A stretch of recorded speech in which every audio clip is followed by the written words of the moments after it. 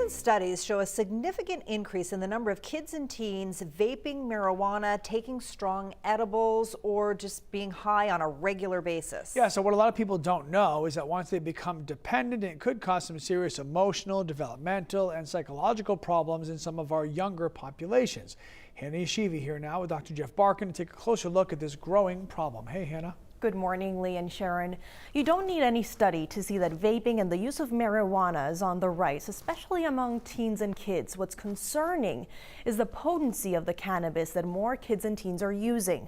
Dr. Jeff Barkin is a psychiatrist and has been taking a closer look at this problem. Good morning, doctor. Tell me a little bit about what you've been noticing throughout the years in our population here in Maine, among kids and teens, obviously. Good morning, Hannah. The first thing that we've noticed is this is a massive social experiment, the legalization and availability of cannabis. It hasn't been studied, but we've learned a lot in the past couple of decades. And one of the things that I'd like to share with your audience is this concept of population attributable risk, because we've spoken about how cannabis in people at risk, particularly kids at risk, can predispose to psychosis, the most devastating of which is called schizophrenia, because it often persists and doesn't go away. What's interesting is as the potency of weed has gone up over time, the number of kids who develop psychosis that progress to schizophrenia has gone way up. And to put that in perspective, back in 1995, about 2% of cases in schizophrenia could be attributed to weed use in kids. Now, in 2021, that number is 8%. And if you think about it, the potency of weed has gone way up from about 4% then to up to 30% now.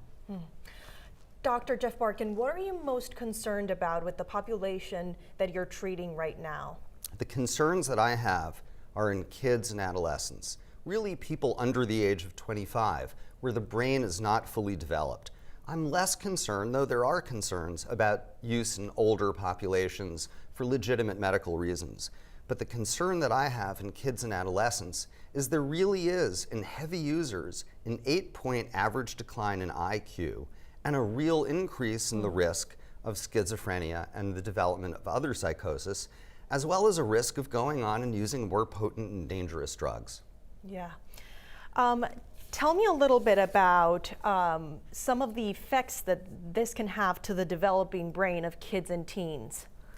Marijuana contains many, many chemicals, and the one of interest for people getting stoned is THC, tetrahydrocannabinol. And what that drug does is it's a powerful messenger between brain cells in the brain.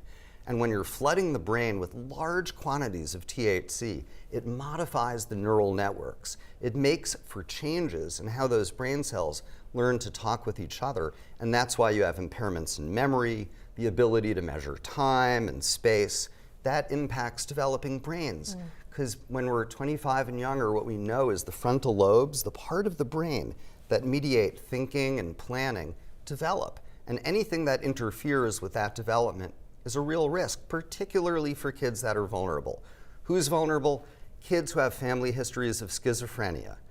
Kids who themselves may have early symptoms of psychosis like social withdrawal or doing poorly in school, isolating from peers, kind of acting weird, isolating, smoking more and more pot. And COVID has not made things any easier because kids are more isolated and as a result, more likely to use. Doctor, thank you so much for being with us this morning and for educating us about this important topic. And tonight at 7 p.m., Dr. Barkin will be part of a panel at Yarmouth High School talking to parents, kids, and teens about this very topic. The event is open to the public, and I'll include the details about it on our News Center Maine website and mobile app.